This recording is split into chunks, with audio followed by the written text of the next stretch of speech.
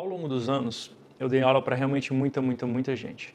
E eu vi essa confusão aparecer em muitos lugares, seja em praticantes iniciantes, né, que tem essa pergunta que eu digo que aterroriza os professores de yoga, né, tipo, o que é yoga, até os praticantes mais avançados que acham que têm uma ideia assim do que é o yoga, e até mesmo professores de yoga que realmente nunca pararam para pensar em como resumir esse conhecimento de uma forma simples, que o aluno pergunte e ele saia com uma resposta ali satisfatória. Eu estou falando isso porque, assim, eu já passei por todas essas fases.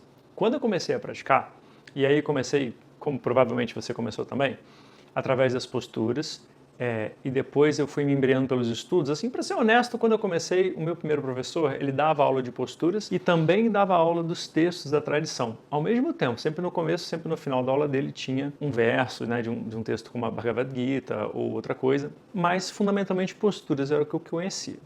E aí, me lembro até hoje, né, que um amigo meu teve a audácia, né, de perguntar assim para mim, então, você tá fazendo yoga, né, tá gostando? Pô, tô gostando pra caramba, de fato, eu tava assim, passando 3, 4 horas do meu dia lá dentro do estúdio, que hoje é o meu estúdio, né, eu assumi depois que meus professores antigos saíram. Aí, você tá gostando, mas me fala o que é yoga? Aí eu falei, rapaz, eu não sei não. Fico fazendo ali uns alongamentos, né, respiro e tal, não sei, fiquei com isso na cabeça, sabe? E aí mais à frente, quando eu comecei a estudar e comecei a ver várias coisas que se ouve hoje em dia, né? Por exemplo, yoga é união, né? Yoga é um caminho para a autorrealização. Então, umas coisas que elas têm algum sentido, né? Elas guardam alguma sabedoria em si, mas ao mesmo tempo, né? Falta alguma coisa, concorda comigo? Quando você diz assim, por exemplo, yoga é união. Ok. União do que com o que exatamente? Afinal de contas, não é uma coisa que se diz também, né, que somos todos um? Inclusive a Upanishad, né, uma das Upanishads, suporta isso, né? O Upanishad, para quem não sabe, é um texto que ficou contido uma vez que os mantras que trouxeram conhecimento do yoga foram compilados nos Vedas. Ao final de cada Veda ficaram compiladas algo que ficou conhecido como Upanishads. Uma dessas Upanishads se chama Isha Upanishad ou Ishavasya Upanishad, porque algumas Upanishads têm um nome, elas não têm nome, né? Então se dá a elas o nome das primeiras palavras que aparecem. É o caso da Kena Upanishad, cuja primeira palavra é Kena, ou seja, através do que, e também é Isha ou Ishavasya, que começa Ishavasyam idam sarvam. É como começa o texto. E ela afirma, né? Somente existe Ishvara, ou seja, somente tudo que existe nesse universo é Ishvara, ou seja, a própria criação e a ordem que a gerencia. Ou seja, realmente somos todos um.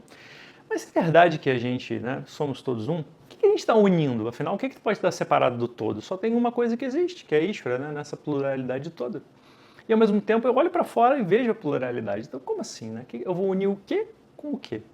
Então, essa definição ela fica um pouco ruim quando a gente vai falar sobre isso. Então, nesse primeiro vídeo, eu queria que a gente tivesse nivelado, tipo, que a gente tivesse na mesma página todo mundo sobre o que é yoga. Porque quando a gente olha para as posturas, respirações, meditações, a gente está numa parte, né, do desenvolvimento do yoga hoje em dia, né, século XXI, Brasil ainda por cima, na Índia não está muito diferente não, mas em que chegou um ponto de fragmentação do que é o yoga, né, dos elementos que compõem o yoga, que mesmo se você juntar tudo isso que eu falei, você não tem o que é o yoga. Porque, veja bem, você pode praticar posturas só, você está fazendo yoga. Você pode só ter uma noção das meditações, ou quem sabe dos mantras, ou talvez você não saiba nada disso, mas você fez um workshop de respiração e isso te adianta pra caramba. Você está fazendo yoga? Então é uma coisa meio bizarra, porque quando isso surgiu há milênios atrás, fazia parte de uma sociedade, fazia parte de uma visão de mundo que é chamada de Sanatana Dharma, que significa a conduta eterna, ou a forma de ver, a forma de fazer, a forma de estar no mundo, que será sempre correta. Correta em termos de quê? De autoconhecimento, de autopercepção, é preciso ter um alvo correto. Era uma sociedade, ela incentivava um estilo de vida cujo objetivo era o autoconhecimento. Por qual razão? Porque o problema que o ser humano tem, e parece intrínseco a ele, é a capacidade de se sentir mal, incompleto, vazio. O que é uma coisa muito bizarra, né? Porque a gente está ficando muito bom em produzir coisas, em ter coisas, em fazer coisas, né? Imagina o tanto de opções que tem na nossa frente hoje em dia, o tanto de lugares para ir, o tanto de coisas a fazer, muitos eram inacessíveis anos atrás. Então, como que isso acontece, né? Sabe, eu chamo isso de o efeito esteira de academia. Pensa bem por um momento. É por isso que eu detesto esteira, inclusive. Eu já não gosto de correr em esteira, então. Mas você pensa, né? Você sobe numa esteira, aí você começa a caminhar ou a correr. E aí a maquininha começa a marcar um monte de coisa, né? O tempo, as calorias, temos que medir batimento cardíaco, a distância que você percorreu. Então, dentro de um tempo, vai estar ali, né? 3 quilômetros, 5 quilômetros, 130, 140 de batimentos, 400 calorias perdidas, etc., que equivale tipo a um brigadeiro. E aí, mas sabe o que é o interessante? Esse monte de coisa aconteceu, mas você está exatamente no mesmo lugar que você começou. E a nossa vida normal, sem yoga, ela parece que é um pouco isso. Porque, olha só que interessante, a gente faz um monte de coisa com o corpo físico, a gente fica mais forte, a gente ganha peso, a gente perde peso, a gente fica mais bonito, a gente fica menos bonito na nossa própria opinião, na opinião dos outros. A gente ganha coisa, a gente perde coisa, a gente tem vitória, a gente tem derrota. Então, um monte de coisa acontece na nossa vida. Então, você pode dizer, cara, eu não estou parado. Mas, emocionalmente, a sensação é que você está parado sim. Afinal de contas, a gente está sempre buscando pelo próximo passo, pela próxima aquisição, pela próxima coisa. Por isso eu digo, é como uma esteira. Acontece um monte de coisa e a gente está no mesmo lugar. Carente, triste, incompleto, sentindo um vazio muito, muito, muito grande, que brilha principalmente para o pessoal que conseguiu, que a gente diria que numa sociedade mais tradicional, né, numa visão um pouco passada do que era se dar bem na vida, né? O pessoal fez tudo, né? Estudou, trabalhou, conseguiu uma família, conseguiu juntar dinheiro, se aposentou cedinho, jovem, foi curtir a vida e descobriu o que aconteceu?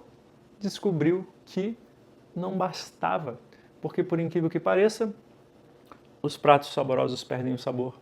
As pessoas, né, que parecem lindas e maravilhosas, a gente vê como apenas pessoas que são. Por um lado, a gente vê a realidade muito dura das coisas. E por outro, a gente vê uma coisa interessante. Cara, de repente o problema não está nessas pessoas. De repente o problema está comigo. Porque eu me sinto mal. Porque eu me sinto sozinho. Porque eu sinto que por mais que eu tenha muitas coisas, aparentemente eu não tenho nada. Então, yoga serve para tratar dessa questão.